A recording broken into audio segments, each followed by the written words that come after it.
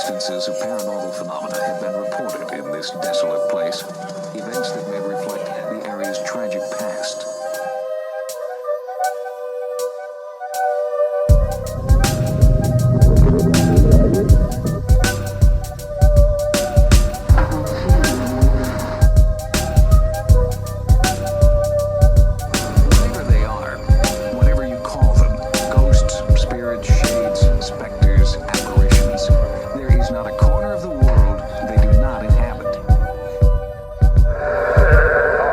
What's going on, guys? Welcome back to Other Dangerous Podcast, where we talk all things paranormal. I'm Ken James, and this is Jason McKittrick. Hey, folks. And if it can hunt, howl, or dwell in the dark, we want to talk about it. So on this podcast, we do a lot of talking about TV shows and the things that got us into the paranormal, and tonight, no exception. Out of the shows that we love and that grew our love for the paranormal, one of the biggest standouts, Unsolved Mysteries. That's right, ladies and gentlemen. The classic Robert Stack Unsolved Mysteries, not that bullshit that came out with fucking the guy from Snatch. Dennis Farina. Yeah, that one is that's just and it has like, some. Yeah, hey, fuck ball. Here's go. People are missing ghosts. Yeah, fucking. Yeah, but so none of that shit. We're talking Robert Stack. We're talking original. I think it was 11 seasons overall with Robert Stack. 12, I believe. 12. Okay, it was 12. I was close. But yeah, man, from the 80s and the 90s, if you were a kid and you stumbled upon this, you had to do a drawer check afterwards because it got to you, Mm-hmm. It was the thing. I was the thing you talked about at school the next day with the other cool kids. Yeah, the other cool kids. Yeah, because Robert Stack, which I'm not even convinced that he actually was human. Yeah, with that voice and that Yeah, I don't even know. He was probably like they genetically engineered him to play fucking. What's the word I'm looking for? Not mystical, but like mysterious character. They were like guy from Smoky Alley and gravelly voice. Yeah, they had a cauldron. They're like, all right, fucking trench coat, gravelly voice. All right, I mean, he was famous for other things before that, playing Elliot Ness and shit. Yeah, but I don't care about that. All I care about is his spooky ass. Just give me the creeps. Yeah. His spooky ass. Oh yeah. Man, I would love that as a t-shirt. Like give me that spooky ass. That's true. We should probably start this episode. All right. Well, yeah. All right. Before we start running and jibber jabbering on Robert Stack and the cauldron that made him, I'm going to pass it over to Jay for this week's jump scare.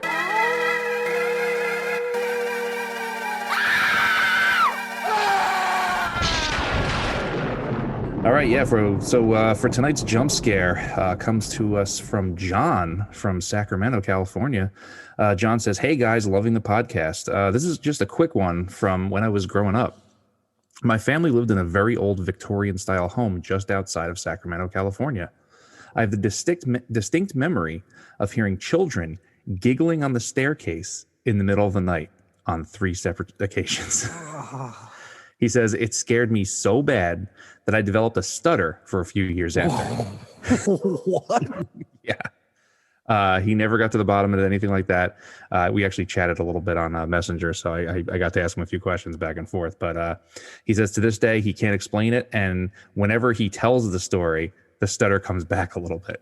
Oh man, it's like he slams his fist against the post and still insists he sees the ghost. Like, yeah, man, it's he's got like PTSD from the ghosts. Jesus Christ. Yeah, he said he happened to 3 separate times. It was all like a few months apart during this 1 year, except for the last one, which was like a few years later. And he tried to like figure out what it was, but like he was saying that the more he looked into it, the more scared he got. Yeah. So he just decided to just let it go. Yeah, pump the brakes on that shit. Yeah, pretty much. So yeah, that's about it. He was like, "This is the story. I don't know what the hell it was, but it made me stutter. And when I talk about it, it makes me stutter a little bit." Oh my God, so, not to laugh at him, but gee, I'm sorry, man. That's terrifying. Yeah. He was saying that like he can kind of laugh about it now. He's like, but he's like, as a kid, it was like fucking serious business. Yeah, even now. Oh man. Even now. And I was telling him, I was like, "Oh yeah, I'm gonna put you on we're recording the Unsolved Mysteries episode tonight. He's like, "Oh man, that show probably made me just as scared." Yeah. So John also says, "Keep up the great work." Oh, thank you, John. Awesome. Yeah, thanks, John. That is awesome. But yeah, so now on to Unsolved Mysteries. Back to our boy Robert Stack. Yeah. Yeah, perfect host. Like, perfect host, perfect show for the time period, 90s. And before we get into any more of our ramblings, the way we're going to set this up, we have the episodes. We're going to give you the season and the episode number because all of these episodes are free and on there legally on YouTube. You can search them up by episode. So whatever ones we talk about, just go ahead and check them out because they're all on there. You don't have to go, look for some, BitTorrent nonsense. Or yeah. Well, yeah. And also one of my episodes that I'm going to be talking about, I even threw in the Amazon Prime episode number because it's one off. Yeah. On a couple of them, they're one off. But if you watch on YouTube, because folks, we're figuring it out for you. If you watch on YouTube, there's no ads. I mean, of course, and if you're watching on YouTube, of course you have an ad blocker. I mean, come on now. Yeah. But if you watch it on Amazon, you have to sit through these horrendous commercials like every 10 minutes. Yeah, it's pretty brutal. And if you're one of the 3 people like me that pays for YouTube Prime or YouTube whatever, YouTube TV. No, it's the one where it's like, they cut all the ads out and everything for you. Just get ad blocker. Yeah, I know. Next time I'm on YouTube. Next time. Anyway, you want to take the first one? Or you want me to go? I guess I could take the first one. One more thing I wanted to say about this show that always stood out to me was the dramatizations that they put in the episodes. Mm-hmm. They're so good. Mm-hmm. They're like, they're not movie quality, but they were definitely like nice TV quality. It wasn't just some like jagoff, walking into the thing that they just pulled in and they're like, oh, we got to, like an episode of, I don't know, Ghost Hunters. And they just bring in some like dude. It's like, oh, this is during the 1920s, but you can see that it's just like today, there's like someone's got a cell phone in the background. It's just got awful. a bowl cut. yeah, exactly.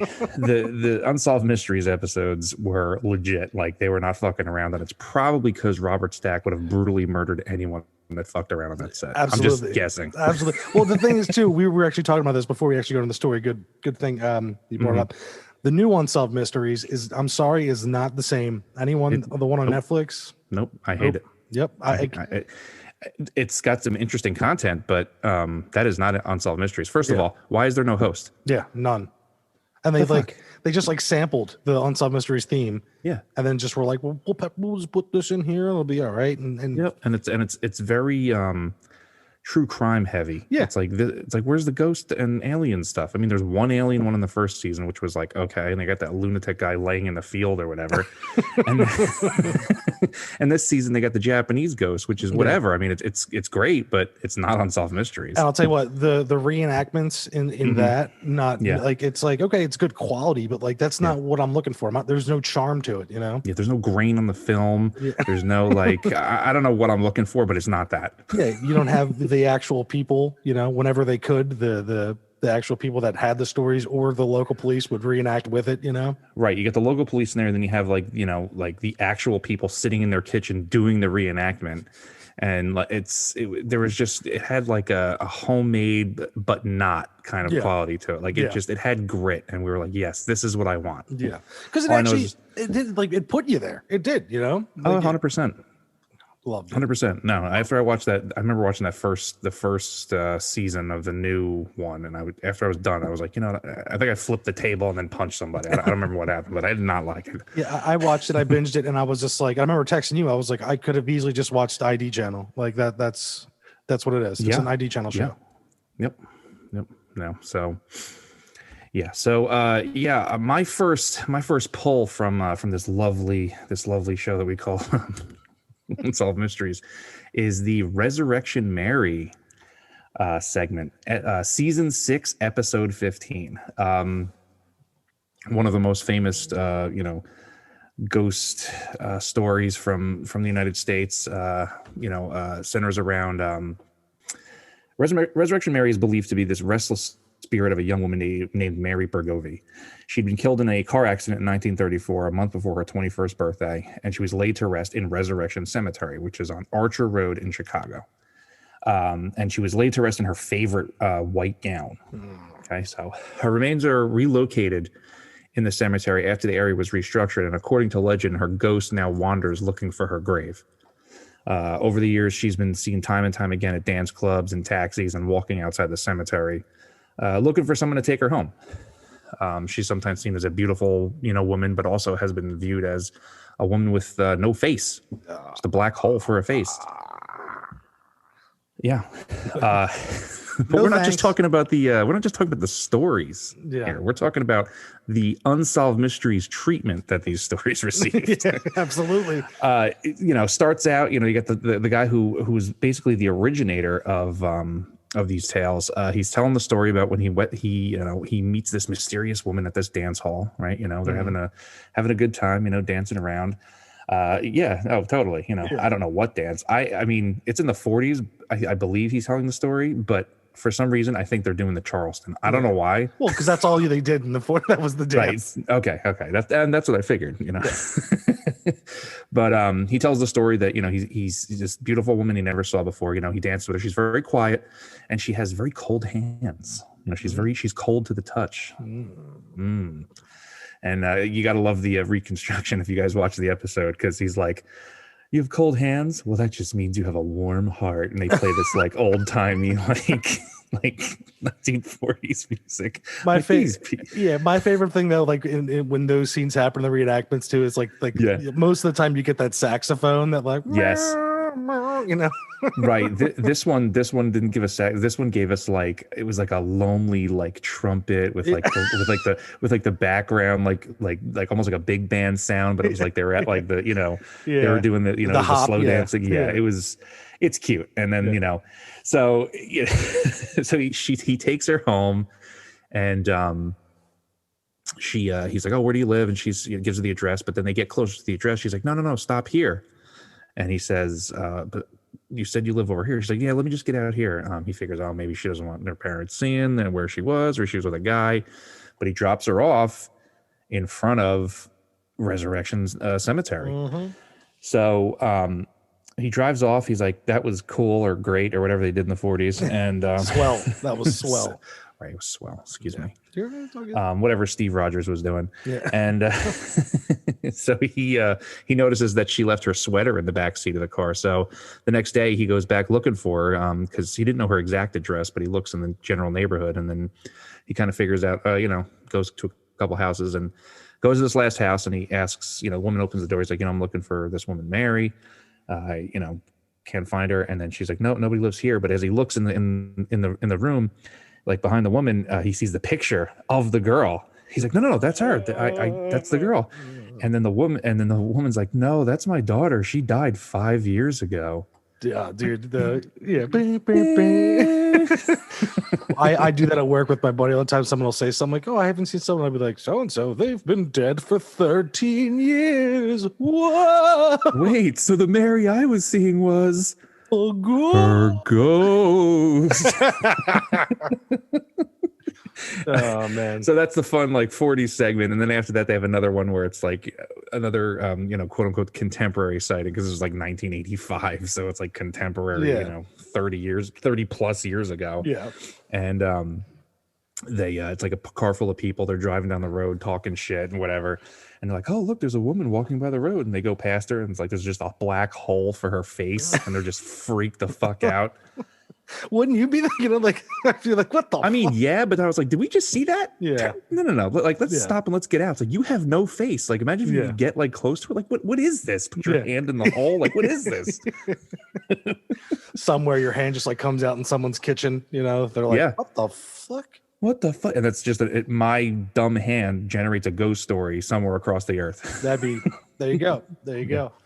Yep. Well, that was actually gonna be one of mine, because the Resurrection Mary story is such a gem, and it's all over the country, all over the world. Those kind of pure Americana, roadside ghosts. Yeah, roadside ghosts, white ladies. All right, so for my first pick, this is a gem. It's the Queen Mary episode. Now, this is season 1, episode 3. But if you're gonna watch it on Amazon Prime, it's episode 4. Now, just watch it on YouTube. Just watch it on YouTube. But all right, so basically if you don't know about the Queen Mary, it's right now it's permanent residency is in Long Beach, California. It is there. You know, they do tours. Our boy Ghost Man himself, Peter James, he you know, ended his career there doing ghost tours. Wait, But, who? I'm coming through. oh, there he is. Oh, okay. Yeah, but the in its heyday, this boat was known as the like it was a floating party. You know, basically it turned into a cruise liner, and they even in the episode, it's great. They have that green, you know, black and white foot in the song Queen Mary, the Queen, Yep. Queen Mary, and eventually it became, which is cool, it became nicknamed the Gray Ghost. Oh yeah. Yeah, and this is like during World before, War II. It was a transport ship, right? yeah, yep. And so now they cut, you know, to the testimonials, and one of my favorite reenactments is this waitress. She you know, of course, reprises her role as herself. Yes. And she walks out with like a cup of coffee, and they got this woman sitting there, and you know, she's like, I didn't really I didn't notice any movement on her, but I noticed she was wearing a dress from the 1940s, and she just was staring off when I was asking her questions. I brought her a coffee. I got away, and as I'm walking away, I realized, you know, oh, this is odd. So I turn around and she was gone. You know, Right. And my favorite part about the reconstruction of that is that the woman is like, it should have just been like a normal lady, but they have her with like bug eyes, looking all like just like corpse paint, and she's just like, ugh. Yeah, staring off in the distance. Where's your coffee? There's nothing weird about this. Yeah, yeah. This is how everyone acts on the Queen Mary. Right.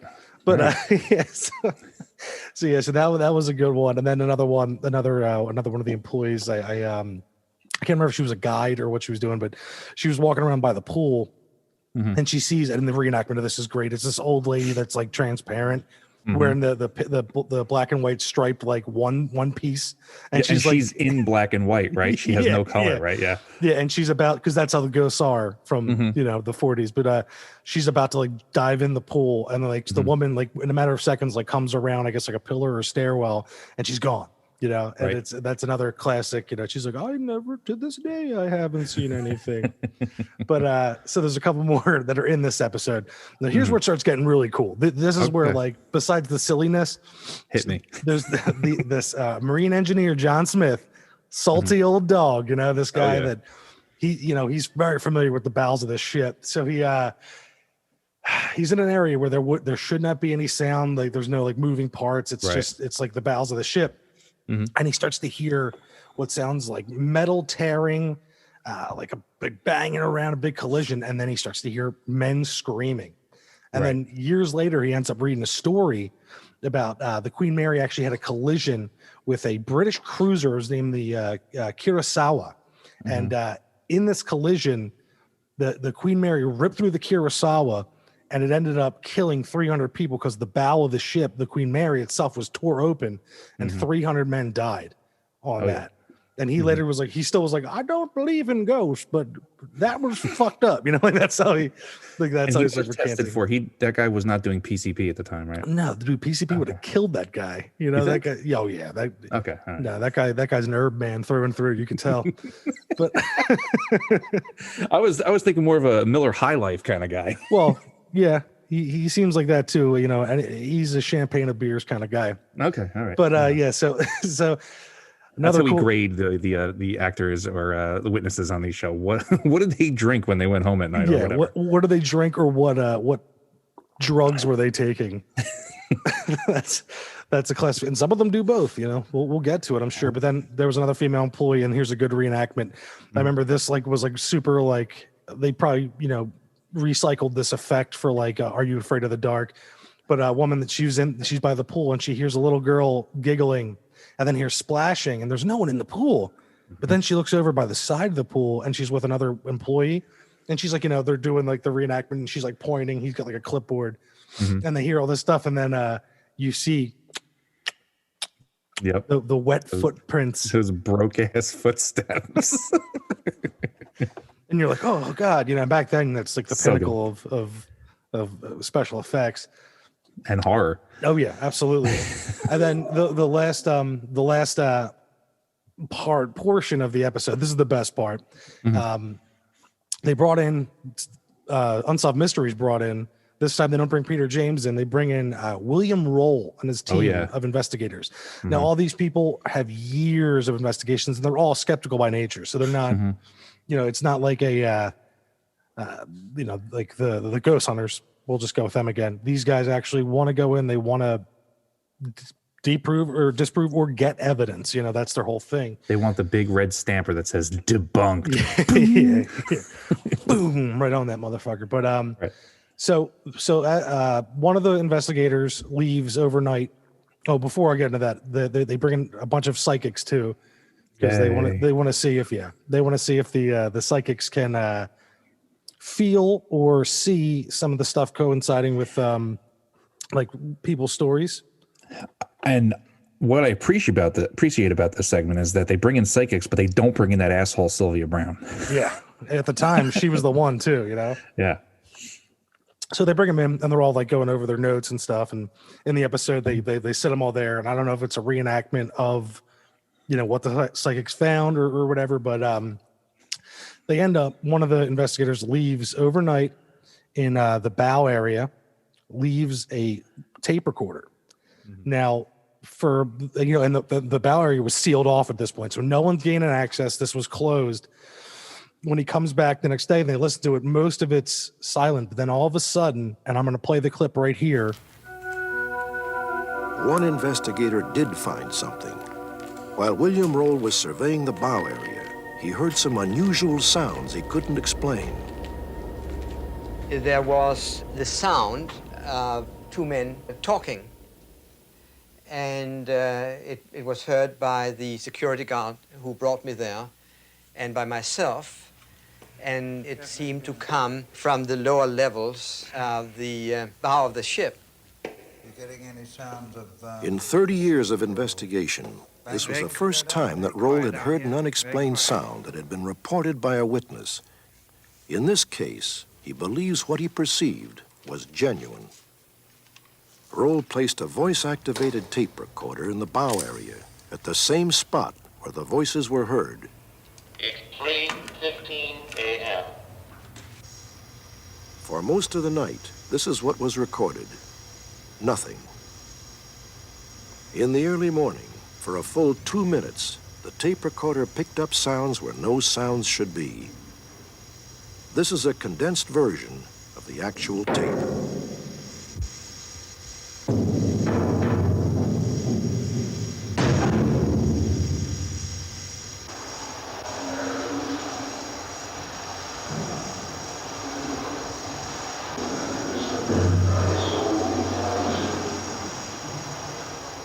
Earlier, the bow had been sealed off.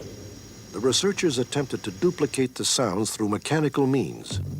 They were unsuccessful. Now, when you're hearing that, you're hearing what sounds like banging around and then a conversation.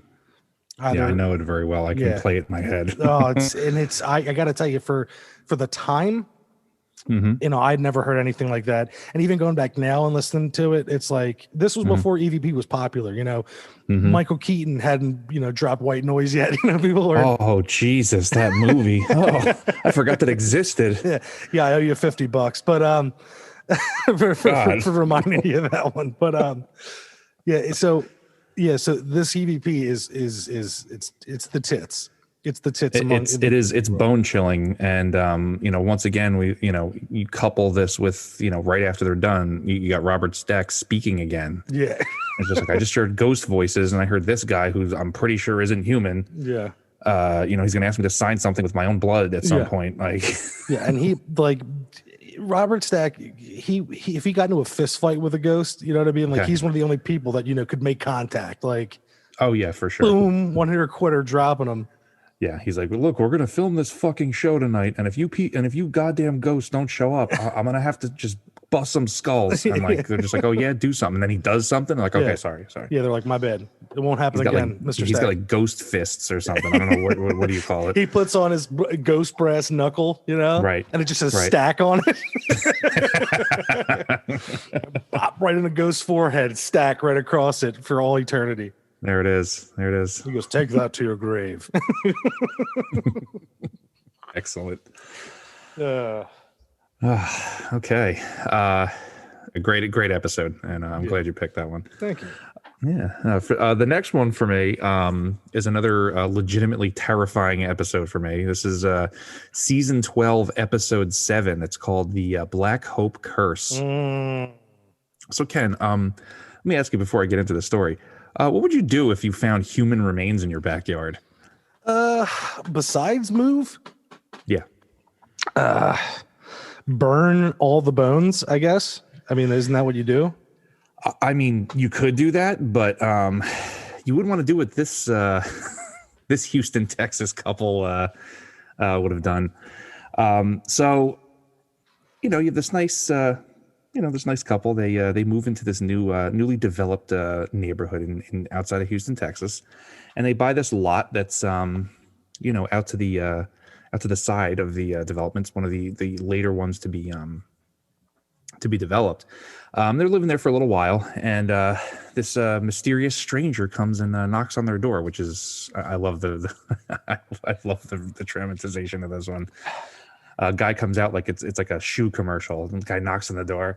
Yes, can I help you? He's like in the Superman stance. I'm like, what's going on here?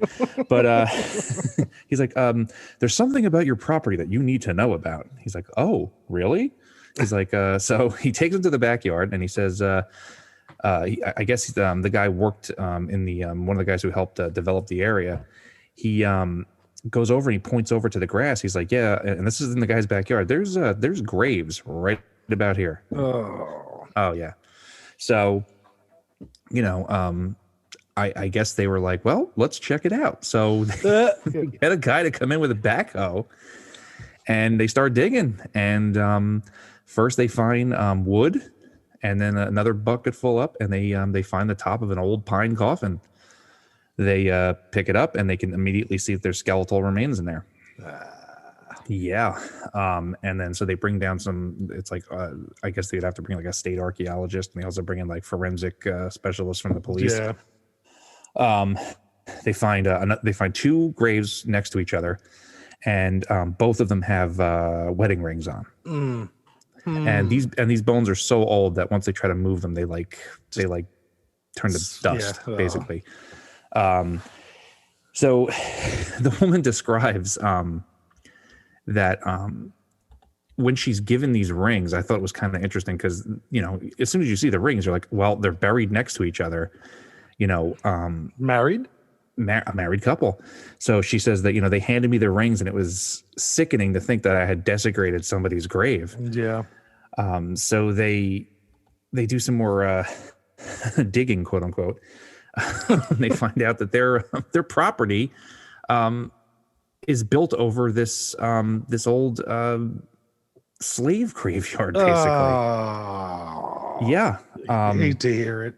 Yeah, I know, and it's awful because whenever I hear these kind of stories, it always gets to me because it's like they were done horribly in life, and then now they're gonna fuck with their graves, so now you're getting done horribly in death. So they find that out, and they're like, let's rebury them. Let's put everything back. Let's put everything back. Let's let's treat this with Nicely. respect. Nicely. We don't want to disturb these people. Let's treat with all due respect. So they don't. Someone had suggested to them that, oh, you should move these graves to another cemetery. It's like, let's just put them back. Yeah. And so they do maybe put like a headstone or something, something. Well, they were able to go back through records. They found the people's names. They knew who they were. Like they even found there was an existing picture of the woman which was strange because she was born a slave apparently, but then she was freed and then she worked in the area, and they had a picture of her, which was interesting. Yeah, that is interesting. A very old picture. The Thomases were their last name. So they put everything back. They're like, okay, great, sounds good. But no, within the next few days, they start experiencing some really weird shit, to put it lightly. And and once again, the dramatizations are top notch because you have whispering shadow figures accompanied by a putrid smell, and it's 1980s effects, so you've got like these like Windows 95 effects going around the thing, and like you got like the guy like, what was that? And then another one, the daughter that like lived in the house, She said that she could hear voices coming out of the toilet. Like I'm sitting there watching this, even as a kid, I was like, voices out of the toilet. What the fuck? So you're like that's a thing that happens. Yeah, and then I just automatically think of Look Who's Talking Too, when like Mikey's trying to go to the bathroom. Give me your pee-pees and your poo-poos. Yeah, exactly. and but we got to do it, you know. Give me that pee-pee. Yeah. It's awful. Yeah. And I feel like we have to post a picture of that monster toilet. Yeah. That should just be the picture of the episode. That's just a monster toilet. With Robert Stack's face on it. Yeah, just like angry like, you know, his face standing stoically next to a fucking monster toilet. Stranger things have happened, right? Yeah. Yeah, so they you know, they do it, they live with it for a while. You know, they can't, and then surrounding neighbors in the area, you know, report similar incidents, weird things and whatnot. Your basic kind of you know, haunting activity, but they end up just moving out. They escape the house and move to Montana, and then you know, apparently they're happy and nothing's happening, and people have moved into the home and haven't experienced anything since. But everyone corroborates the stories. The neighbors said that, you know, there was all this crazy activity going on in this area and at this time, and that, you know, it was what it was. You know, they disturbed these graves. They were like bad move. Yeah. these two ghosts came up and they're like, you're fucked. Yeah. And oh, what's your name? Oh, it's a fucked? Oh, okay. Cool. Yeah, exactly, because that's who you are now. Yeah. So it's a heavy episode. And I remember as a kid being like, that's fucked up, because like they show you the pictures of like this old cemetery, and it's like most of the gravestones that were like there were moved, and the gravestones were like, they were made out of like just garbage, basically, like pieces of rock, or there was just like a marked tree. It's like, oh man. Yeah, get it together. Yeah, so it's a bummer one, but there's a talking toilet, and I guess that makes up for it. That's the lighthearted points in that episode. That's the lighthearted points in that episode. So like horrible atrocities committed by humans in you know, right. your ancestors. And oh yeah, but check this out. Yeah, this toilet talks. Yeah. Yeah, exactly. I mean, I'm not going to say that they didn't deserve what they got, because, you know, whatever. Yeah. Those people deserve revenge, but at the same time, it's like, I don't know. Yeah, I don't know. I'm into it. Yeah, hell yeah. But it's funny that you brought a grave disturbing episode, because my next one is from season 3, episode 16, and the segment's called Samuel's Ghost. Now, this episode takes place in a farmhouse that's at the time 120 years old. So now it's, you know, 160. And it was in Fish Springs, Nevada. And farmhouses are just fucking scary. You know, I've heard stories growing up from my mother living in a farmhouse, and farmhouses just always kind of creep me out, just the way they look. And we've even had stories on here from listeners about farmhouses. But oh yeah. Yeah, so but this house is next to a graveyard. It was built next to a graveyard, and that graveyard had been moved at least 3 times. I don't know if it was. It's almost like they should make a movie where they move gravestones, and then the house gets haunted because there's a cemetery under That'd it. be good. That'd be good. And then the sequel, a guy can show up like the last one at a door and tell the family they're all going to die. But the monsters are really fucked up in the second one. Like there's like melting faces and shit, and like. So now we're just on the poltergeist, right? So we're just talking about poltergeist now. I mean, we can. Did you say Poultrygeist? Because that's a movie too. Great movie. No, it isn't. It's terrible. No, it isn't. But so anyway, I'm sorry. Yeah. So anyway, this house, this actually revolves around two separate families, and it was the Kelseys and the Robinsons. Now, the Kelseys bought the house back in 1978, and sorry for the sniff, but so it starts out calm. You know, the while they're trying to sleep, they're hearing like swishing sounds, like an old dress would be like swishing, like moving, and they would hear footsteps. So they start hearing this, and the husband, like, you know, wakes the wife up in the reenactment's great, because the husband's like not wearing a shirt. He's wearing like you know, those late 80s, early 90s boxer shorts that look like briefs, but they're boxer shorts, and he gets up with his barreling chest and a flashlight. It's like, all right, man, didn't need to see you shirtless for this episode, but yes. So starts out early, like easily like that enough, but then their 4-year-old daughter, and here's where it gets pretty cool. And this episode kind of creeped me out. The visuals on it. 4-year-old daughter wakes up next to her bed. She sees a little boy, and standing behind the little boy is this old man, and he looks stern. And the little boy, she said he didn't seem like he was angry, but just like kind of like lost in a way. Right. And the visual they take, this was actually one of the scarier ghost reenactments, the way they look. And I, like, even now I was kind of like, oh, that's a little spooky there. And then it puts in your head an image of like what you would think a ghost would look like. It's see-through, but like they have the ghoulish makeup on, and it's like, all right, maybe they were just real ghosts. Maybe Robert Stack was like, stand there, fucker. You too, you little bitch, to the little kid. Little boy ghost. Say, come here, punk bitch. Stand here. You want the stack again? He holds up his fist. But so then in the same night, the daughter, she's much older now, at the time, and she starts saying, I keep mixing up these two stories because I don't know if she's like, I keep thinking it was the same night that her actual bed levitated. Great bed levitation reenactment in this episode, and just great bed lev. Yeah. Sick bed lev, bro. But so yeah, they end up moving out, and actually before they move out, they bring in a local psychic. And you get another local psychic. Jesus Christ. Yeah. You get a local psychic comes in, right? So he goes over, investigates the house. He ends up going home, and he puts himself into a meditative trance. And hey man, believe it or not, he makes contact with this ghost at his house. No shit. The local psychic. This guy's got local spirits call for local psychics. Yeah. One hand washes the other, my man. Okay. So he ends up making contact with this ghost, and the ghost says his name is Samuel, and he's there to protect the boy. Another great reenactment scene because the actual psychic like reenacts himself putting himself in his psychic trance. He plays himself. Yeah, he's like, he plays himself, putting himself into a trance, and he meets the ghost, and same creepy old motherfucker as before. So after that, he explains to the family, blah, blah, blah. They move out. Now, after they move out, they're in a new home, and the mother is taking pictures of her infant. I think it was like 9 weeks old. And one of the pictures in the film stock is of this old man's face. He's making a very stern kind of look, and it ends up becoming local news. She's like, oh, the ghost followed me. And later on, debunked.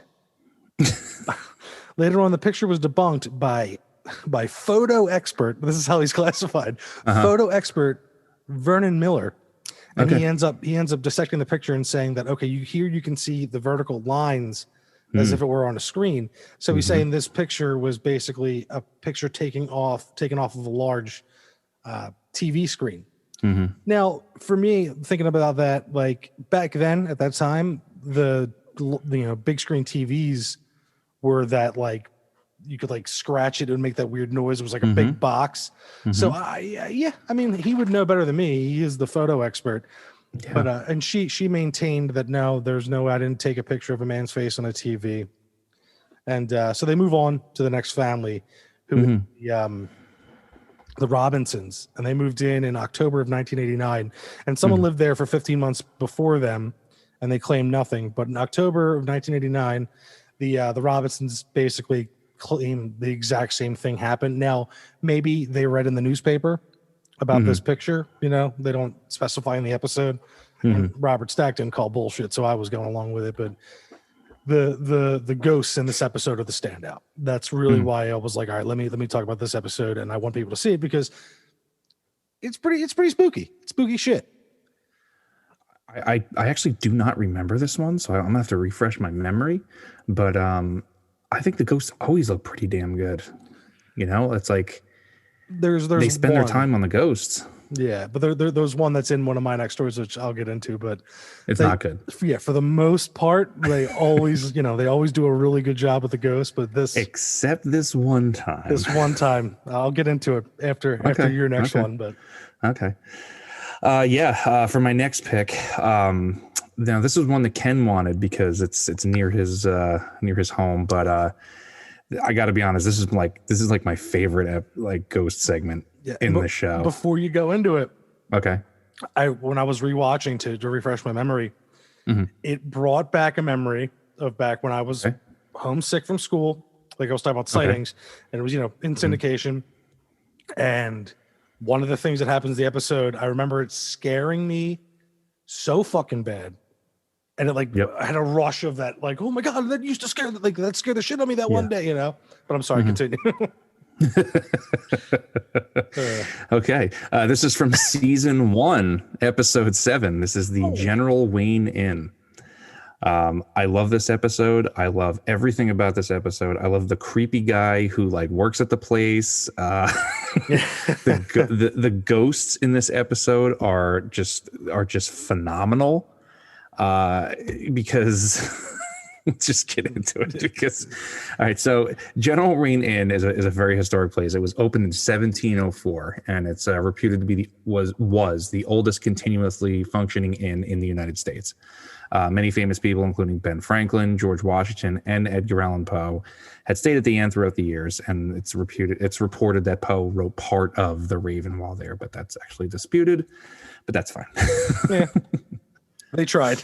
They tried. They tried. Now this starts off with a fun a bunch of fun occurrences. But the first one is the beginning when you have the incident that occurred in 1987 when a valet walked past a parked Cadillac outside the inn.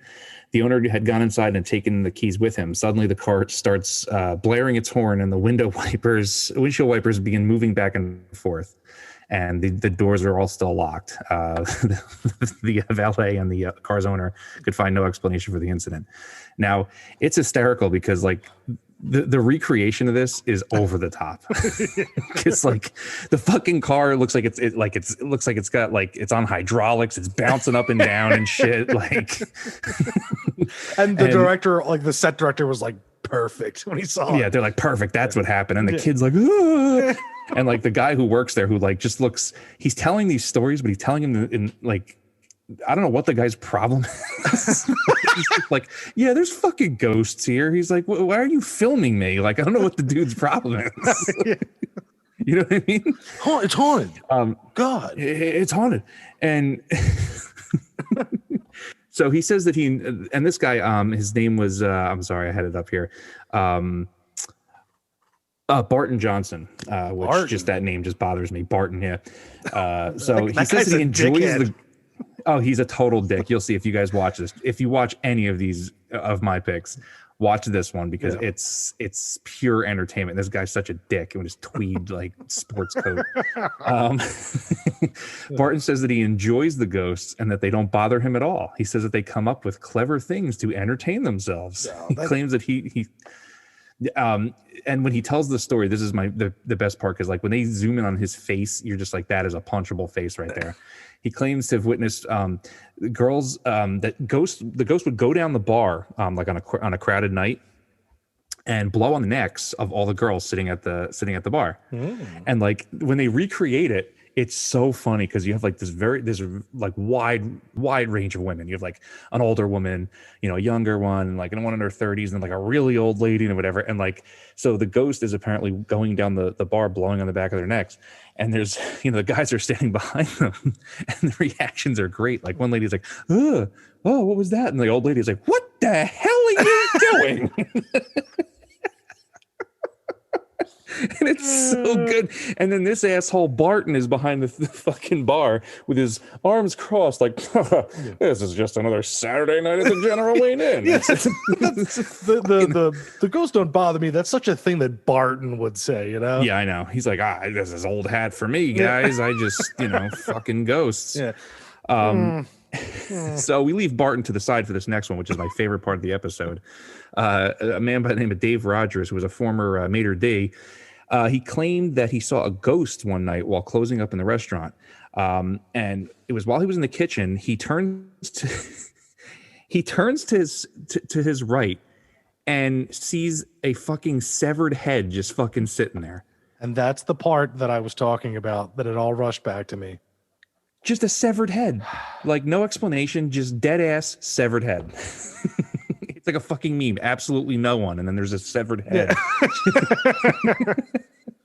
And like, he's got this long, like, long mustache and, like curled up. And they I guess they try to identify by the way that the head looked, that it was, a Hessian, which are, they were German mercenaries from, during the Revolutionary War. And they all got their heads cut off, apparently. Not all of them, just one of them. Christopher Walken. Yeah, tell that to Christopher Walken. Exactly. I lost my fucking head. Yeah. They cut off my head. Oh, bad. That was a bad Walken. Sorry. Mine was bad too. It's fine. We're better at Arnold. Another employee by the name of Alice was walking through the dining room when she heard someone calling her name. She walked into the hallway and saw the apparition of a frightened soldier on the stairwell, who then disappeared. And this local historian also went back and researched on the inn's history, and this ghost is somewhat famous in the inn, having been seen over a century earlier before. Okay. So that ghost has been seen before, and there's another ghost that they think is the same ghost that's in the cellar, that it's hiding down there, like that. They're not sure what the situation was, but and the next favorite part is they had a local show. I don't know if there's local psychics, but there's a local show that was being broadcast that night it was like a Halloween special or whatever, and it was about the General Wayne Inn, and they talk about that. Oh, they were all gathered in there because it was filmed, and they're like, oh, it's gonna air this night, and fucking Barton's there looking pissed or whatever.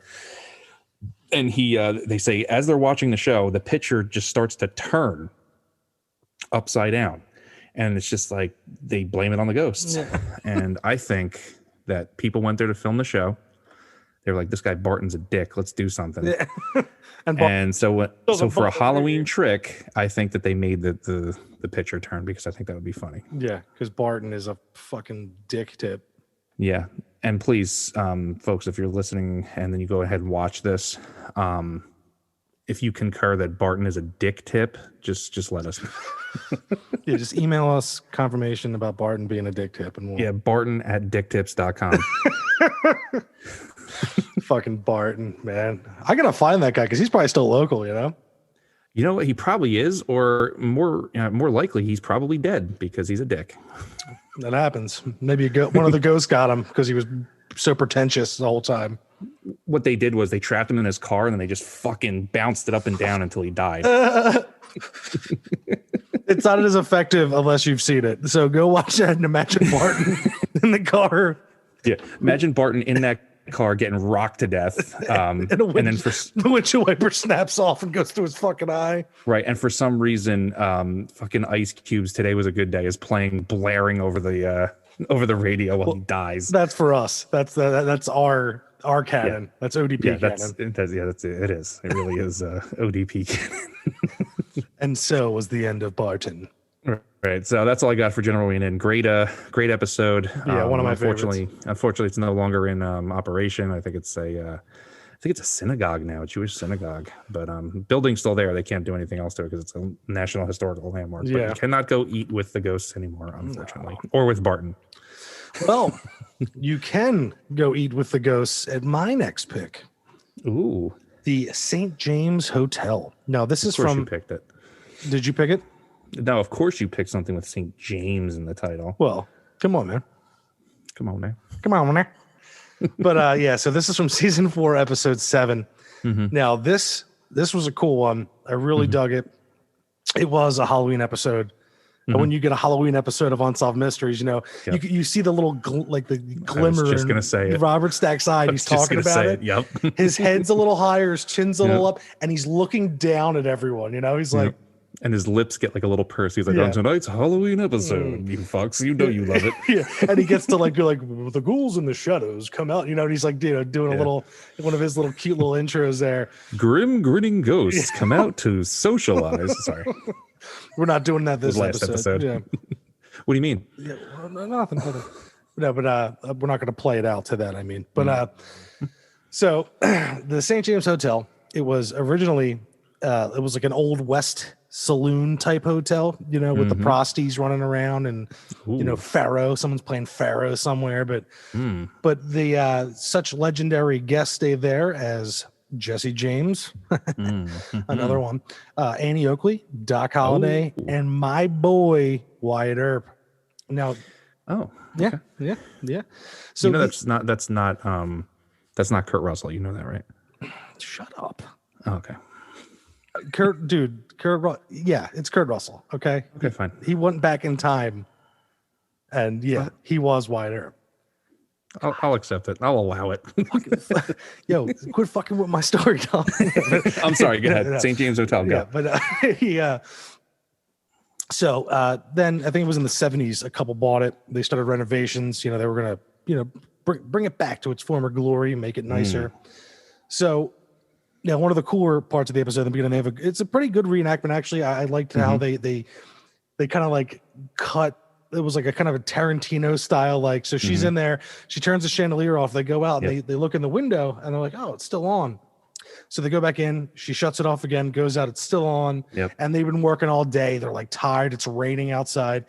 So she ends up going back in one last time. And here's where they do a little cool, like, for the 90s, it was like, that's pretty impressive.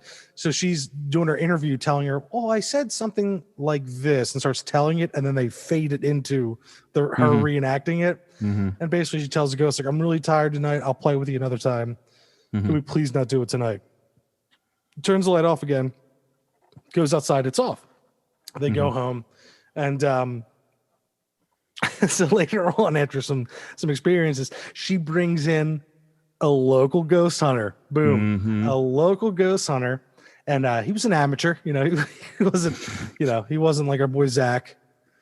So they end up going into, I think it was room 14, I think it was. Okay. And this is where a lot of the stuff surrounds it. And they end up seeing like a pulsating orb in the corner of the room, and the reenactment's fucking great. It's that like orangish yellow. A pulsating bro. Yeah, pulse. It's pulsating, bro. So it's in the corner, and like they're talking to it, and they're interviewing the local ghost hunter, and he's like, I couldn't believe it, and like I'm like, yeah, I don't either. I was just gonna say it's funny. We can't either. You fuck. Like you did not see a giant floating. Like who are you, Travis Walton? Fuck you. Yeah, get out of here. Hey, that man saw something. I'm saying he isn't Travis Walton because Travis Walton, just like Bigfoot, got hit with the blast and sucked into the spaceship. But but it's a super cheesy effect, and it's all its glory. That's what we're here for, man. The super cheesy effects. It's like this show is comfort food, man. Like you put this on when you're like, oh, dude, fuck everything. What do you want to do? Let's just go home, let's have some spaghetti and meatballs, and watch fucking Unsolved Mysteries, and whatever you have will be cured. Yeah, absolutely. So, which brings me to my next point. The next two reenactments are, oh God, it's palpable. It's beautiful, but it's so bad. So the one, it's like a dude who's like a line cook, and he's like not even dressed like a cook. He's just wearing like an AC/DC t-shirt and jeans, and he's doing something at the counter, and he just showed up. He looks over, and there's like a pitcher just like floating and spinning, and the way he looks at it, he's like this guy's fucking face is priceless. I want his face looking at that picture on a fucking t-shirt. It's beautiful. And then it goes to this interview with my man. His name is Charlie, this sweet younger dude. And he's like talking about his interview. It's so funny. He's like, it was very scary. I go, he's like explaining, so he's cleaning late at night. And another reason too why I like this episode is because I used to go with my brother Eric, who would clean places at night, like different inns and stuff like this. I went with you guys once, remember? Yeah. And we would go and we'd clean up all these old creepy ass places that were haunted too. But was it Yardley or something? No, there was the Pineville Tavern and the Yardley Inn. Yeah. And both of those the one Eric, I'll have Eric on, and he'll tell his story. Yeah, we'll have Eric on. Yeah, we'll definitely have Eric on. Hi, Eric. But hey, Eric. But he had an experience. But there was a reason I liked it. So he ends up. So Charlie, our hero in this Charlie in this segment, sweet Charlie, sweet Charlie. Charlie's telling his story, and Charlie volunteers himself to be in the reenactment. And what happens next is gold. So he walks in, he's telling the story how he's cleaning the night, and he looks up and he sees at the bar the back of a little kid spinning an old timey kind of wine glass. And he's like, it was just there spinning, and it was scary. So I think it was one of the kids that lives upstairs. And I go to say, hey man, you can't be there. And so the ghost turns around. The little kid turns around. They put a blue light on his face, and he's got makeup. Yep. And my favorite part is how Charlie classified. He says, I looked at his face. It was hideous. It was hideous. So they have a little hideous kid with long hair, and he's wearing like the Jerry Seinfeld pirate shirt from that episode. Yep. And the kid jumps down and runs, and then Charlie reenacts it and fucking books it out of the room, and like he almost falls into the wall, like breaks it. And it's like they were like, Jesus, Charlie, just relax. It didn't happen. He had again, flashbacks, man. He couldn't handle it. But it's a great segment. But when you get to the Charlie part, you're just gonna love it, because this sweet Charlie is just telling his story, and you literally you're like, oh, poor dear sweet Charlie.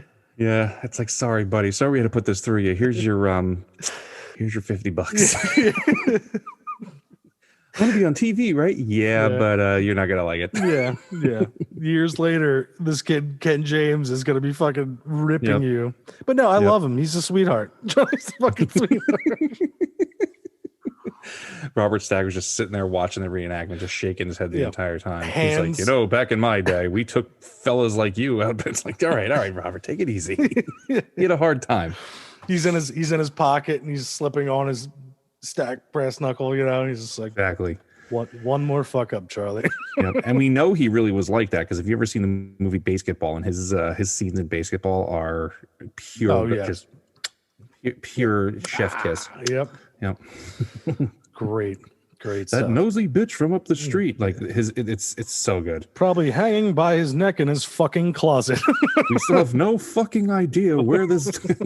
I think we need to clip a few of those into this episode. A young man, his whole life in front of him, disappears. A familiar story, yes, but this is no ordinary Joe. Joseph R. Cooper, perhaps the most loved sports figure in the country, vanished. According to Mrs. Elsie Melcher, a neighbor who asked not to be identified, Joe Cooper left his house 2 weeks ago. According to Angelique Bones, a nosy bitch who lives up the street, he took with him only a toothbrush, a wallet, a steamer trunk, and a plane ticket to Calcutta. Police theorize several possible scenarios of what happened with a man affectionately known to the world as Coop. Well, I don't know where the hell he is. For all I care, he could be hanging by his neck in his fucking closet. Scenario number one, he's hanging by his neck in his fucking closet.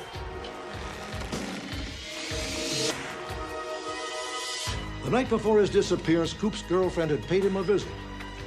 According to friends, they had quarreled. If you're looking for Joe Cooper, I suggest you look wherever you find the most heinous, blatant, and vile exploitation of children on the planet. Scenario number two, Coop went to Disney World. Here is a photograph of Joe Cooper taken just days before his disappearance. And here is a computer-enhanced simulation of what he might look like today. Oh, come on, Miss Reed. It's the Denzel Club. These are not the kind of people to be looked up to or emulated. The severed and mutilated head was stamped and postmarked Denver. The owner still has not stepped forward. Update, the disappearance of the Milwaukee Bears basketball star. When Joe Cooper discovered that most of the workers in the Beersware factory were youngsters, not even old enough for prostitution, he personally flew to Calcutta. His new all-adult workforce now makes a decent wage, enjoys full medical benefits and in-house child care. All of us here are glad that such a terrific human being like Joe Cooper has returned. If I were a woman, I'd sure like to be his girlfriend. Walking in the park hand in hand, wrapping my legs around him, cuddling in the spoon position, our hearts beating in unison, staring into his eyes over our morning coffee. Yes. Yes, thank you. And when we come back, our next Unsolved Mystery... Come on, kids. Where did it go? We're going to the game. Update. We still have no fucking clue where this guy is. Our last two of our last 4 have copyright claims on YouTube, so I'm not worried about it anymore. Mm-hmm. Nor I, sir. Keep trucking. All right. So my next pick is, I actually noticed we have a little trend going on here. Season 5, episode 7. Like my last 3 are episode 7, and your last was an episode 7. 4 was 7. I have 2 16s. Believe it or not. 7 on 7. I don't know. Yeah, whatever. This is season 5, episode 7, the Moss Beach Ghost. I love this one. I don't remember this one. Yeah, this is one of those star-crossed lovers kind of thing. The beginning of it takes place during, Prohibition, a love triangle, a piano player, a bootlegger, a dead hooker. No, yeah, I was gonna say, and a slut. Yeah, she gets taken out.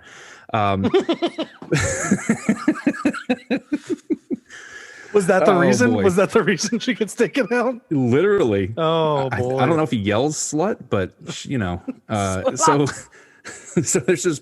Okay, so this takes place at the Moss Beach Distillery. It's out in Moss Beach, California. Beautiful place. It's in it's fucking beautiful. It's on this cove. It's near Monterey Bay. It's gorgeous. And during Prohibition, of course, it was a speakeasy.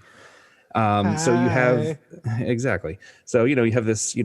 You have 88 keys over there, playing the piano away. He's got the little cigarette in his mouth the whole time that never seems to burn down. Wait, was that a Dick Tracy reference? You're goddamn right it was. Yeah. All right. I just watched it last week because. Hell yeah. Oh my God, so good. Yeah. Let's not descend into that because it'll go hard because I have so many quotes in me right now. I'm with you, buddy. All right, no Al Pacino quotes. Okay. So they got the whole speakeasy, Prohibition thing going on. And, the married woman, her husband is a, rum runner, bootlegger. And she's, having an affair with the piano player. And as they do. And, one of the nights she's hanging out there watching the piano player play. And, she signals for him to, hey, meet me out on the beach. But little did she know, her man was coming in with a new shipment and catches him on the beach. And, first, they're like, oh, no, nothing was going on. And, swords and pistols come out or whatever. Just looking at the waves, you see. I'm just showing up the stars. Man, you dizzy dame. This is what we're up to. Yeah. And she's like, Johnny, don't hurt him. You crazy fool. Yeah. And then, so they start fighting. She gets in between, and then the one guy goes to stab the other dude, and she gets stabbed. Oh. Yeah. So, and she bleeds out on the beach. Bleeds out on the beach. That's a band name right there.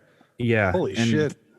I don't know if that's intentionally supposed to sound funny, but for some reason I think that, I don't know, there's something about that story that's funny to me. Maybe there's something wrong with me. Maybe a little fucked up. Maybe I'm a little fucked up. Maybe it's me. Maybe I'm a little fucked up hearing things.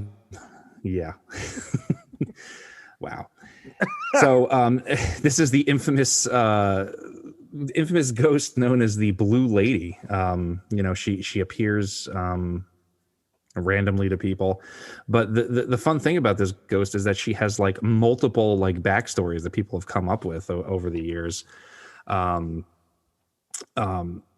because they consider this first story to be more of a legend because there's people that deny that this woman ever existed, and then there's others that are like, no, she haunts the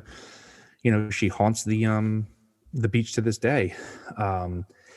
Former owners, they've claimed to have many encounters with the Blue Lady, and the ghost apparently enjoyed locking them out of their rooms, whispering to employees. And one of my favorite reenactments from this episode is when the one woman owner who's in the office, she's back there, end of the shift, at restaurant closes, probably 1 o'clock in the morning. She just wants to get the books done. She just wants to get the fuck out of there.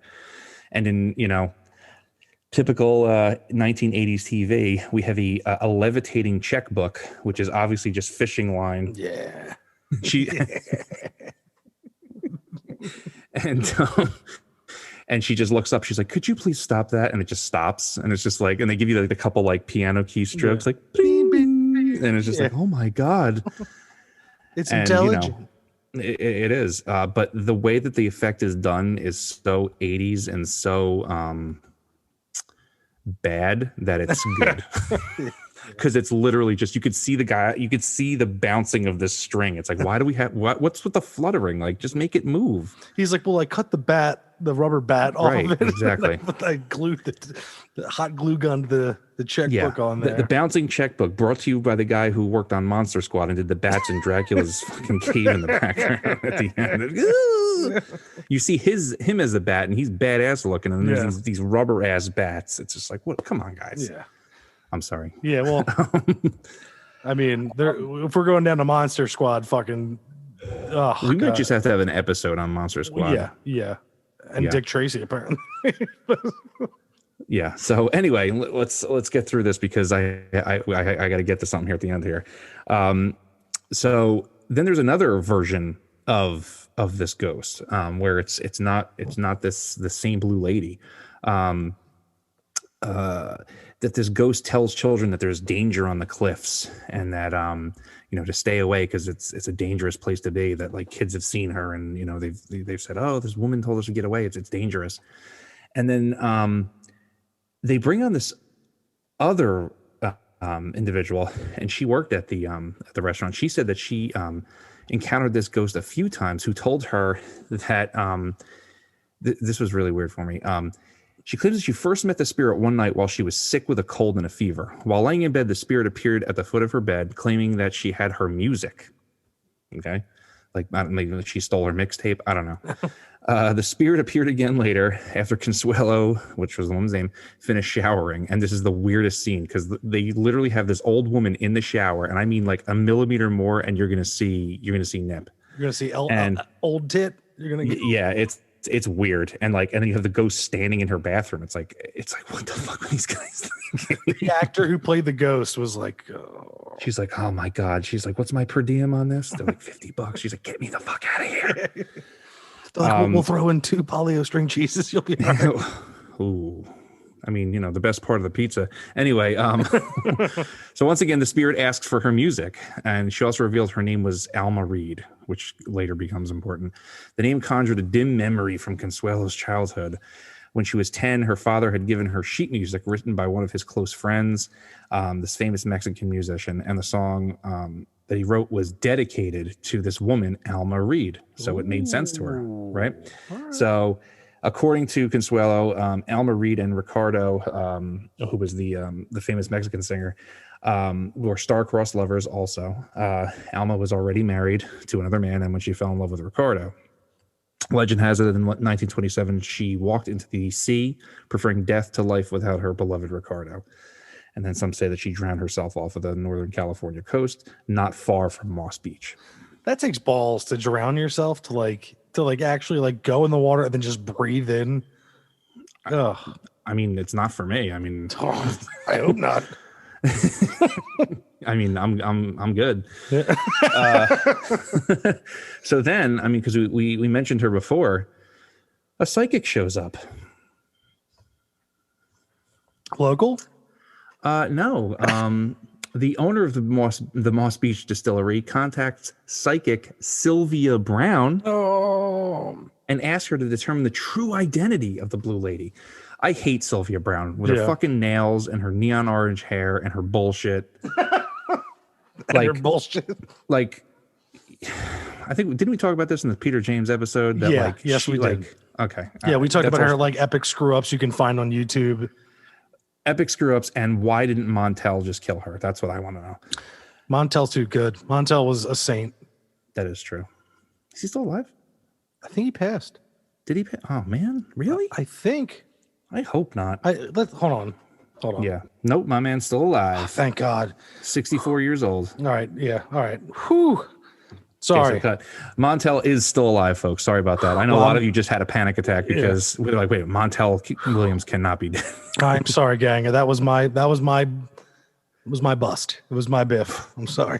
Okay. Anyway.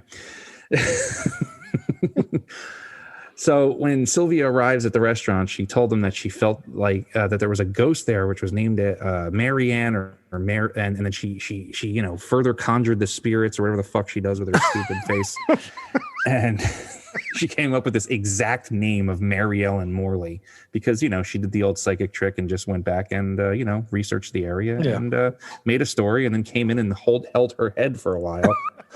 She went to the restaurant and pretended to be Psyduck for an hour.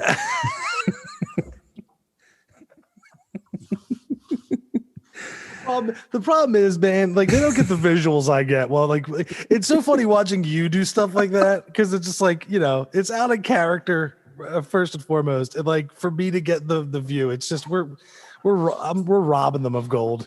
It's out of character for me to talk about Psyduck. No, like for you to do like the head thing that you're doing. Yeah, so she comes up with a specific name. She said that the ghost was wearing all blue. The restaurant employees were surprised that she had come up with a new identity for this blue lady, right?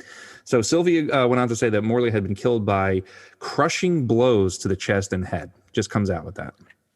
If you're an Always Sunny fan, Dennis, a hurricane of crushing. Yeah, okay, I'm sorry. Right. Employees took that information and went to the San Mateo County Vital Statistics Board, and they researched documentation between 1910 and 1930, and they discovered that Mary Ellen Morley, the name that Brown came up with, actually did exist. And interestingly, her maiden name was Reed, and she had a sister named Alma. So, and even more interesting was discovered in the newspaper accounts of Mary Ellen's death. So it was found in the newspaper. So I give no credence to Sylvia Brown because I just don't like her, and she was a fraud. And any chance we can just knock her off her dumb pedestal, we will. I mean, this might be a good name of Montel. Join us next time on the Montel Williams Show. Such a good show. Yeah, so they go back and they figure out the whole thing, and they figure out that according to the report, she lived in Redwood City near San Francisco Bay, and on the day of her death, November 6, 1919, she and her husband, Frederick, had driven north to visit her mother's grave. The cemetery was 15 miles from Moss Beach Distillery. Returning home on the Bayshore Highway that same night, Frederick lost control of his automobile. It overturned, and Mary Ellen was trapped in the wreckage. With her last breath, she asked for them to take care of their 3-year-old son. So, she gets crushed under the car, basically. And she did die of the crushing blows to the chest and head.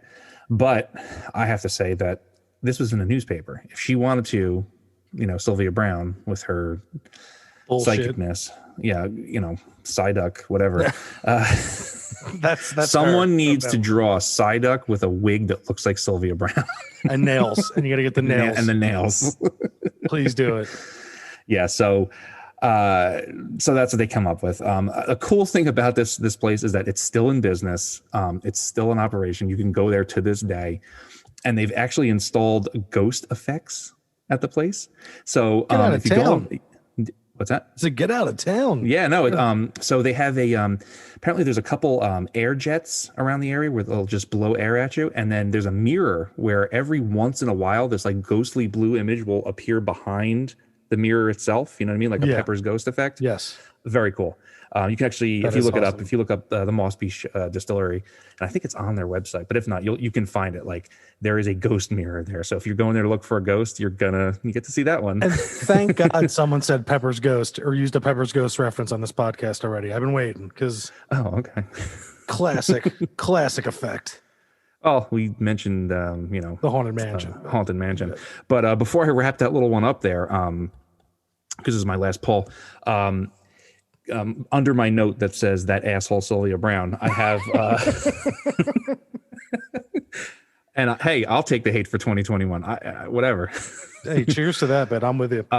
So this episode, which was season 5, episode 7, had another great segment that I really wanted to pull, and it was the Barracks Museum's ghost. But we are going to save that for a future series of episodes that we're planning on Civil War ghosts, because how can you contain Civil War ghosts to like 1 or 2 episodes. You can't. You can't.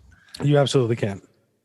So that'll appear later because Civil War ghosts. You want good ghost stories? Just Well, yeah, because even in the Civil War ghost on the stairwell in your last story, That's scared Revolutionary War. I'm sorry. Okay, sorry.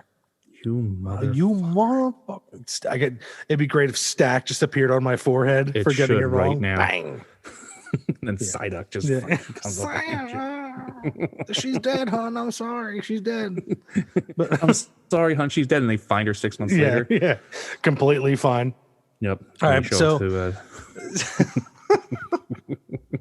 but my last story now, specifically, one of the ones reasons I'm picking this. One of the reasons I'm picking this one is the house itself reminds me. It's classic, like not even classic in the way of like, Addams Family haunted house. It's this haunted house that you would see in like the movies in the 80s, in the 90s, and it's just a scare. It's scary as fuck. Like you're like, okay, that house is haunted. Now it's like a neo-gothic design. Like even like the Action Max video game, The Rescue of Pops Ghostly, had a house like this. And it's just like this design they were doing. Is that a hot take there? Bringing up Pops Ghostly? It sounds good, man. Keep going. But the house reminded me so much of this game that I played, but also this episode plays out with so many of these effects. Child actors, the reenactments are brutal, but the house itself is spooky as fuck. Now, Joe and Mary Smith moved into their new home. It was in Cleveland, and Mary was expecting her first baby. As soon as they moved in, strange things started happening. Mary, now this is really cool though. Mary heard a commotion in the attic, and they a lot of people say that she called the police. If people were referring to this, no, she called her father-in-law, or her father, who was a police detective, who showed up, gun out, daughter behind him, goes up in the attic. And I believe this guy looks like the same actor from Trolls 2 who played the grandfather in the mirror. But he goes up in the reenactment. He's got his fucking, it's like a Smith & Wesson, 38. What was the name of this episode? This one, I'm sorry. This is the Smith home. Season 9, episode 16. I'm sorry. Okay. So yeah, this is the Smith home. And the reenactment, goes up with the gun. So she calls, because she's hearing this commotion, and she's pregnant. And dad shows up, guns blazing, goes in, and he opens up the attic, and like a bunch of the shit in the storage is strewn about. And he's like, this is no rat. This is no vermin. Vermin couldn't do this, and he's very adamant about that. But so they couldn't discover a source of the sound or anything like that. But so things are going, doors are slamming, all kinds of noises. And then one night, the owner's son just starts fucking screaming, just and the reenacting kid is brutally obnoxious doing it, and they have him doing it at least twice just to scream. I hope we can hear that in this episode. Oh God, Daddy's gonna be doing some cutting tonight, but so he's screaming for no reason, and so basically years later, Mary discovers the previous owner had adopted a little boy in the 40s who died under mysterious circumstances. And none of the explanations, or none of the stuff had explanations, none of the occurrences. But the episode itself plays out the entire time just like this goofy, dramatic reenactment. There's blue lights. There's a ghost that looks like Dick Tracy. He's wearing a whole full garb. Now, tell me about the fog machine, because I know it's coming. Well, the episode takes a turn here where the kid goes to visit his grandmother, and the grandmother's doing her interview, and it's classic, like he said, I didn't want to go, and he didn't want to be here anymore, and like she's doing that classic grandma telling a story voice. Oh boy. Which it's beautiful, but the kid ends up pointing at a picture of Archangel Michael with his head on the devil, or his foot on the devil's head, and the kid said, that's the ghost I saw in my bedroom, or that's the man. So this fucking kid sees the visage, sees the representation of the devil in a painting in his room. And it literally was just like, okay, that kid saw a picture that scared him. Yeah. He's putting it in there. But the whole episode, I don't want to say I don't believe him, but he was a shitty kid and you don't believe him. Yeah. Well, you know what it was? It was probably the obnoxious scream. You're like, you know what? I don't care what comes out of this kid's mouth after this. It's probably dog shit. Yeah, it's like Jake Lloyd in episode 1. Or Jake Lloyd in any of those fucking videos afterwards, like that awkward interview video. You ever see that one where he like basically tells the interviewer to go fuck himself? Dude, poor Jake Lloyd. Yes, they killed that kid. They did. I mean, George Lucas has some answering to do. Because he was terrible in Jingle All the Way, but that's a great movie. You know, that didn't ruin that movie, but it ruined episode 1. Oh, that Jar Jar Binks and other things. But we could see that for our Star Wars podcast. But the house itself is the star of this episode. And if you go season 9, episode 16, just looking at the house, yeah, you're like modern inside, but who is the genius / bastard who designed and built that house? You know, like for me, if I won the lottery, I would have something like that would be my house. You know, I would. The exterior would be creepy as fuck, and it was. I like it. Well, you got to watch out for some of these houses, man. They're just creepy. Gotta look out. Can never be too sure about these houses. Yeah, you turn around, you're at a 7-Eleven, and fuck, there's a creepy house behind you. You're like, oh shit. The fucking where I just moved from, Walnut Hill Street, there was a 7-Eleven, 3 creepy houses right fucking next to it in a little side street. It's like, what are you doing, Northeast Philadelphia? Yep. Well, we know what Northeast Philadelphia is. Yeah, we do. Yeah, it's called meth. I thought I had another ghostly encounter at our house last night. Woke up in the middle of the night, heard these weird noises, and it was just neighborhood cats fucking in our yard. Okay, they get violent. Cats get violent when they're doing it. Cats do, yeah, and there's a very specific reason too. Say that for our cat podcast. There's these. Male cats have barbs on their penis, so apparently it hurts when they fuck. It's awful. The more you know, folks. Yeah, yikes. The more you know. The star goes across. Today I learned. So there's our little rundown of some of our favorite segments of Unsolved Mysteries. The cream of the crop of the original. Yeah, do I even have to say it? I mean, we hit that at the beginning of the episode. I just want to reiterate because the new one's bullshit. And well, it's Netflix. So Netflix is just, they're trying to, you know how they do. Yeah. Oh, look at it. They try to take, an existing property, give you this bullshit new version. Yeah. And then try to pass it off as good as the original. And then virtue signal the whole way through. At least a few times. Yeah.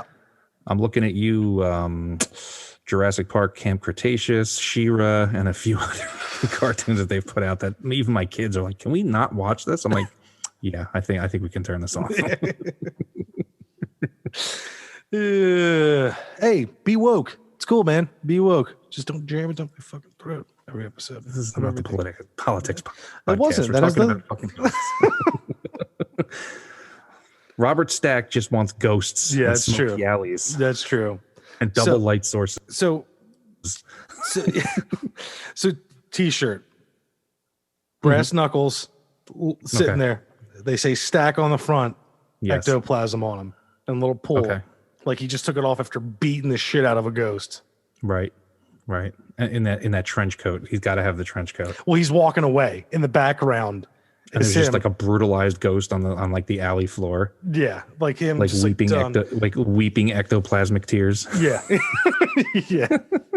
Okay. Robert Stack's like at the end of the alleyway. Ghost is here, and in the foreground is just the brass knuckles that say "stack" on them. Mm-hmm. I want just that got shirt. Stacked. And we're getting requests. People are telling me they want the Peter James T-shirt. People are like, "Yo, when's that coming?" They're asking. Okay, me. we'll get to it, guys. At Ken's work. Relax. Yeah, I heard what you guys are saying, and I'm not putting a fucking recorder in my attic because I have to sleep next to this fucking thing. You come do it. Yeah. So yeah. Shout out to the guys that work at my director, they are pressuring me to pressure Jay to get that recorder in the room. And I explained to him, hey, do you want that? And like they're like, yeah, but it's like, all right, is it in your fucking closet? Is it in your fucking little storage space? Because if I put that in there and then I pull it out and there's fucking voices on there, then I can't live here anymore. And that's all there is to it. Yeah. There won't be any, we're going to have Robert Stack show up. We can't have any like reenactments. It's not going to be fun. Well, I explained to him too, because when I came up for the one party, and here's a little more on Jay's house's current house's haunting. I was right outside. I was everyone else was kind of like around the one side of the house or inside. And I was right next to your window of your studio. And someone straight up on that window started knocking towards me to get my attention. And I looked at the window and I still heard the knocking on the window. And it wasn't on the wall. No, it was glass. It was ding, ding, ding, ding. And someone was trying to get my attention from your studio. Well, it's a weird house, man. I can't explain it. There's lots of weird shit that happens here. But because I sleep, 12 feet from where those fucking noises come from occasionally.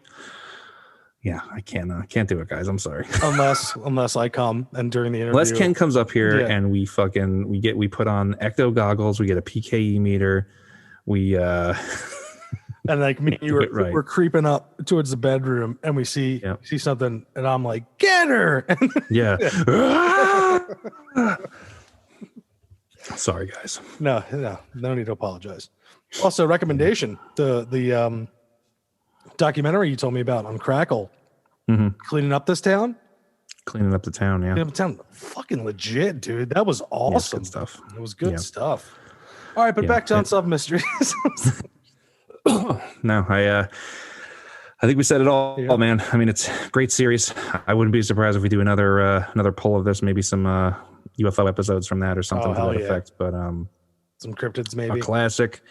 It's something that you can always go back to. Even the true crime, you can just throw it on. You don't even need the ghost episodes. Robert Stack makes everything scary. It's like even a bank robbery becomes like, are there ghosts during the bank robbery? It's like, no, but for some reason I think there are just because he's speaking. Yeah. And there was a point there when I was binging it. It was like a year or two ago. And I was like re-binging it. And like I'm expecting to be super creeped out all the time, but then I would find myself getting choked up with like families reuniting. Right, exactly. And even Robert Stack like talking about families reuniting, you're still getting choked up, and he's still like, after 30 years, they didn't say, and you're still like, whoa, man. You had to make it creepy. They had finally found each other after 40 years apart. Yeah, and then like they're there's hugging. no blood in this story, and there's no ghosts, so let's move on. He's like, so I'm bored. So I'm bored, and then it's like, and then you get. I always love the end when there's like they show you like the segment, and then it's like update. Yeah, and it's like this piece of shit was found in Montana. He was thanks to your calls right after we broadcasted it.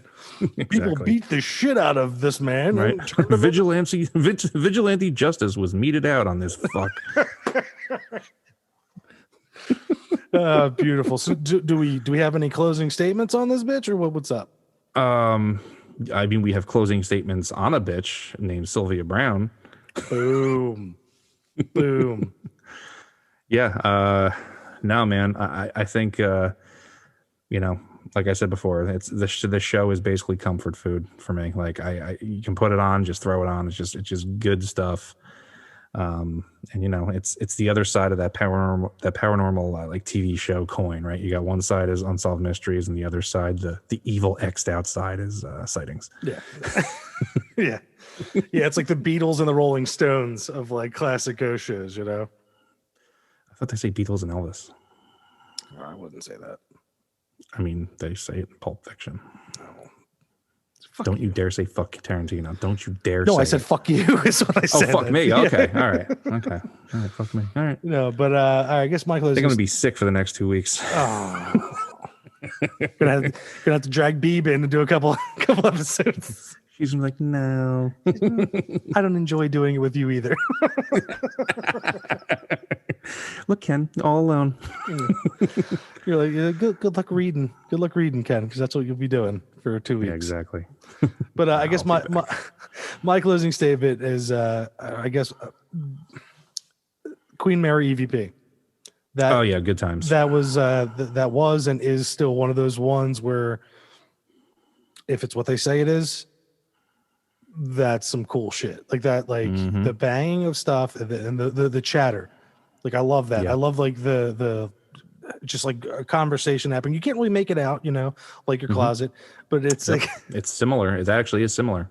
And that's some of my favorite shit. Just like Unsolved Mysteries served it up on a plate, and we're like, what is this? Because the banging has been somewhat explained away. I know that they said that the banging noise in like later things was because it was later at night. The steel of the ship will cool, and like because it's in like it'll expand and contract with heat and cool, and like as it's cooling down, it makes these loud noises. It's just what metal does when it contracts again.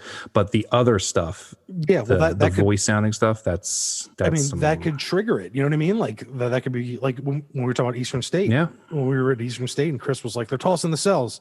Yeah, sure. Triggered something, Sure, I'm triggered. No, I'm not. Sorry, man. I didn't mean it. Fine. That's fine. All right, pal. I love you, man. I love you too. Yeah, you better fucking say it. Mm-hmm.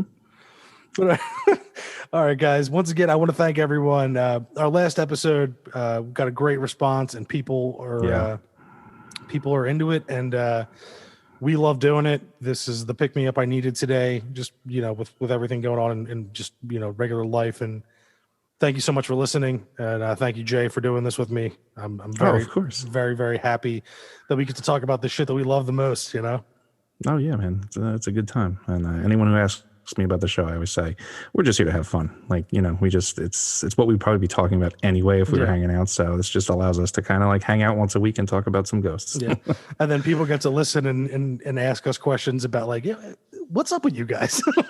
and then, what's up with you guys? And then judge us from afar. They're like, those guys probably assholes. I'm done listening. Yeah.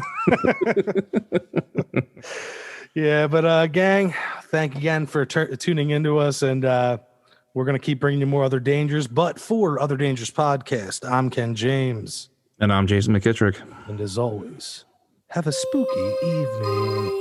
Spooky. Thank you for listening to Other Dangers Podcasts. Have you had a run-in with the Other Dangers? You can reach us at otherdangerspodcast@gmail.com.